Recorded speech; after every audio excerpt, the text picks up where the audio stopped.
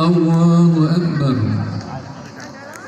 الله أكبر كبيرا والحمد لله كثيرا وسبحان الله بكرة وعسيلا لا إله إلا الله والله أكبر الله أكبر ولله الحمد. الحمد لله الحمد لله الذي خلق الموت والحياة ليبلوكم أيكم أحسن عملا وهو العزيز الغفور. أشهد أن لا إله إلا الله وحده لا شريك له وأشهد أن محمدا عبده ورسوله.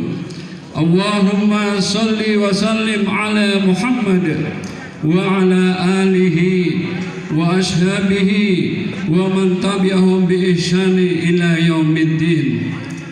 أيها الحاضرون أوصيكم ونفسي بتقوى الله فقد فاز المتقون كما قال الله تعالى في كتاب الكريم.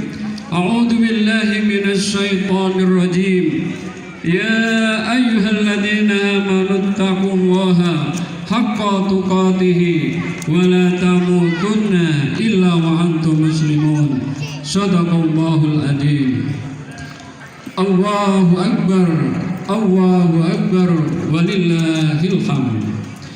Para hadirin jamaah sholat Idul Adha yang dimuliakan oleh Allah, pada kesempatan yang berbahagia ini tiada kata yang pantas dan indah untuk kita ucapkan selain kata syukur alhamdulillah. Karena di tengah-tengah masa pandemi COVID-19 kita masih diberi kesehatan dan kebugaran oleh Allah Subhanahu wa Ta'ala, sehingga kita dapat melaksanakan sholat Idul Adha di majelis yang insya Allah penuh barokah ini. Sebab banyak saudara-saudara kita yang berguguran, banyak teman-teman kita, sahabat kita, famili kita, pimpinan kita satu persatu dipanggil oleh Allah untuk menghadap kehadiratnya. Tentunya kita berharap dan berdoa semoga Allah Subhanahu wa Ta'ala mengampuni atas segala dosa-dosanya, menerima amal ibadahnya, dan semoga dimasukkan oleh Allah ke dalam surganya. Allahu Akbar walillahil hamd. Pada pagi ini Selasa 20 Juli tahun 2021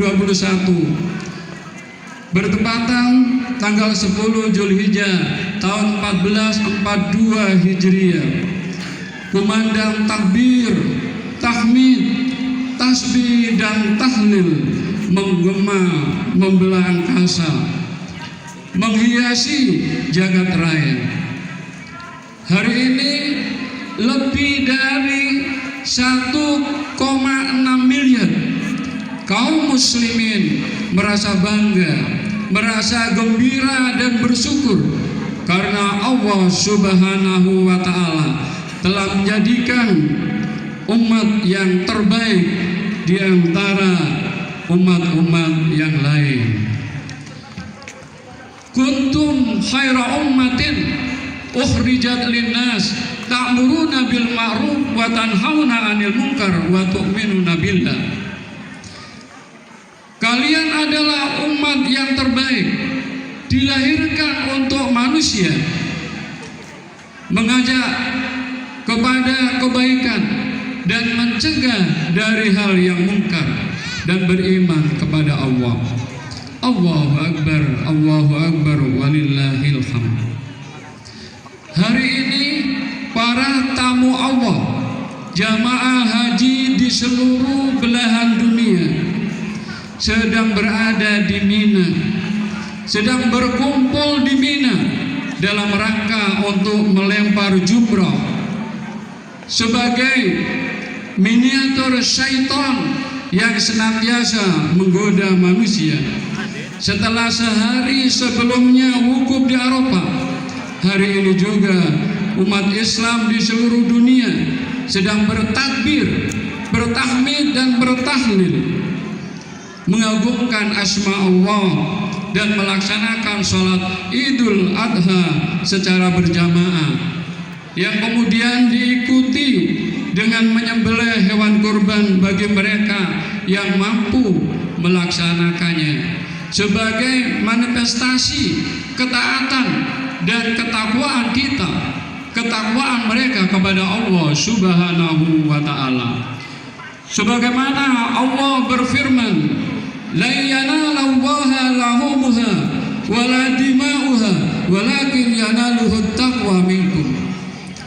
Daging-daging dan darahnya itu sekali-kali tidak dapat mencapai keridhaan Allah, tetapi hanya ketakwaanlah yang dapat mencapainya. Allahu Akbar, Allahu Akbar, walillahil hamd. Perintah menyembelih kurban adalah perintah Allah Subhanahu wa ta'ala yang telah mengabadikan pengorbanan terbesar Nabiullah Ibrahim alaihissalam, yang rela menyembelih putra kesayangannya yakni Ismail, yang sejak lama berpisah dengan anak dan istrinya dalam rangka menunaikan perintah Allah. Namun setelah bertemu anak dan istrinya dengan penuh kerinduan karena sekian lama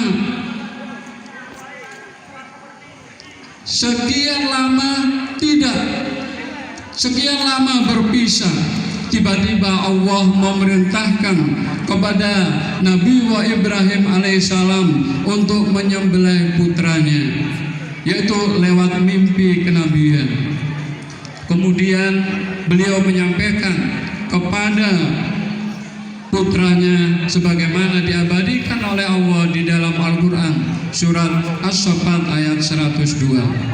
Falamma balagha ma'ahu sya'ya qala ya bunayya inni ara fil manami anni adbahuka fandur madza tara. Qala ya abatif'al ma tu'mar satajiduni insyaallah minas sabirin. Allahu Akbar, Allahu Akbar, walillahil hamd. Maka tatkala anak itu sampai umur bersama-sama Ibrahim berkata, wahai anakku, sesungguhnya aku melihat dalam mimpi bahwa aku menyembelihmu, maka pikirkanlah apa pendapatmu. Ia menjawab, hai bapakku, kerjakanlah apa yang diperintahkan kepadamu. Insya Allah kamu akan mendapatiku termasuk orang-orang yang sabar. Allahu Akbar, Allahu Akbar, walillahil hamd. Pengorbanan yang dilakukan oleh seorang bapak dan seorang anak dalam ayat di atas adalah pengorbanan yang sangat besar, pengorbanan yang sangat luar biasa, pengorbanan yang sangat spektakuler dalam sejarah manusia. Walaupun akhirnya Allah Subhanahu wa ta'ala mengganti penyembelihan Ismail dengan seekor domba, sehingga pengorbanan Ibrahim dan Ismail menjadi pelajaran bagi manusia sesudah mereka dengan memotong hewan kurban setiap tahun. Adakah pengorbanan yang lebih besar, lebih hebat, lebih tinggi dibandingkan dengan perintah Ibrahim menyembelih putranya? Allahu Akbar, Allahu Akbar, walillahil hamd. Sungguh pengorbanan itu atau pengorbanan kita itu dengan menyembelih seekor kambing yang mampu kita beli saat ini adalah pengorbanan yang sangat ringan, pengorbanan yang sangat kecil, pengorbanan yang sangat enteng, pengorbanan yang sangat sepele bila dibandingkan dengan yang dilakukan oleh Nabiullah Ibrahim alaihissalam.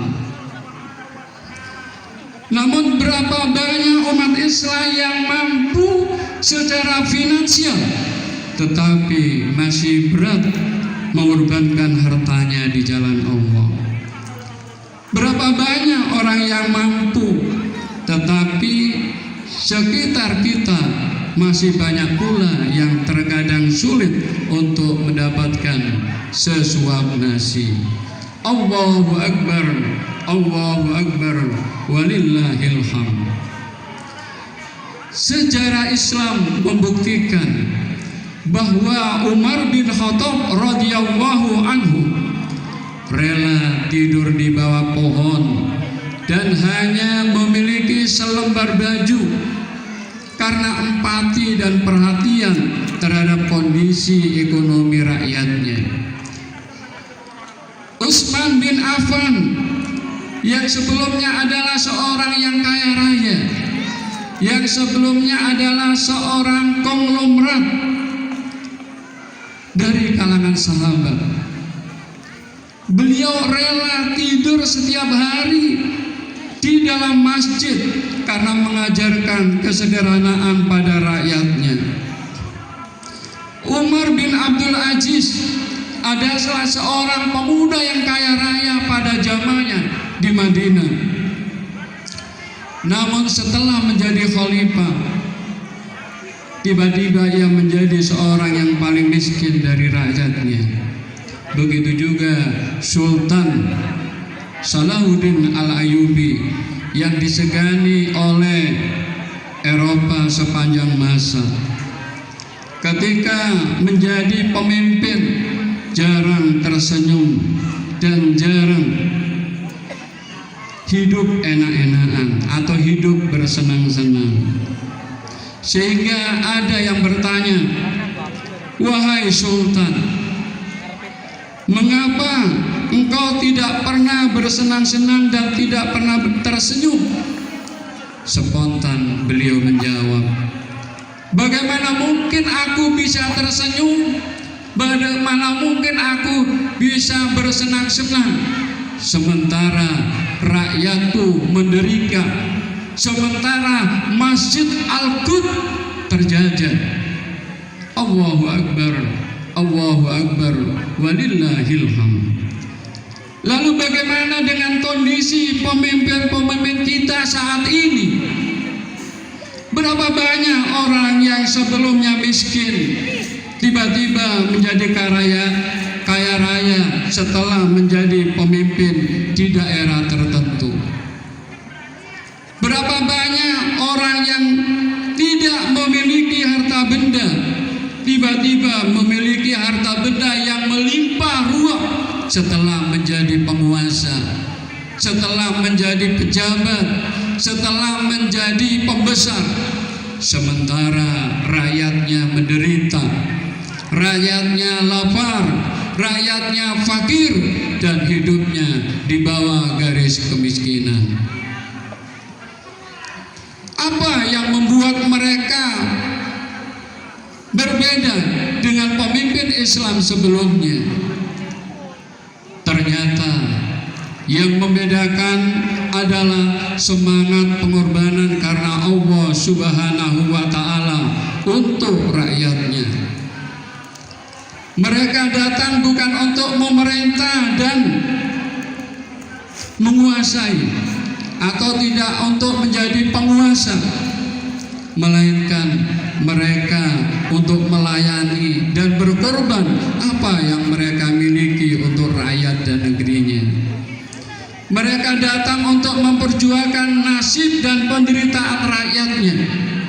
Mereka datang untuk memberikan apa yang ada pada dirinya, baik berupa pikiran, tenaga, waktu, dan harta untuk umatnya, bukan memperkaya diri, keluarga, apalagi kelompok atau golongan. Allahu Akbar, Allahu Akbar, walillahil hamd. Inilah yang dikatakan oleh Rasulullah Sallallahu Alaihi Wasallam dari Sahal bin Sa'ad, Sayyidul Qaumi fis sabari khadimuhum. Pemimpin sebuah kaum dalam perjalanan adalah pelayan mereka. Hadis riwayat Hakim dan Baihaqi. Pemimpin yang soleh dan baik akan membawa umat dan rakyatnya kepada kebaikan. Pemimpin yang ahli ibadah akan menjadi rakyatnya beribadah.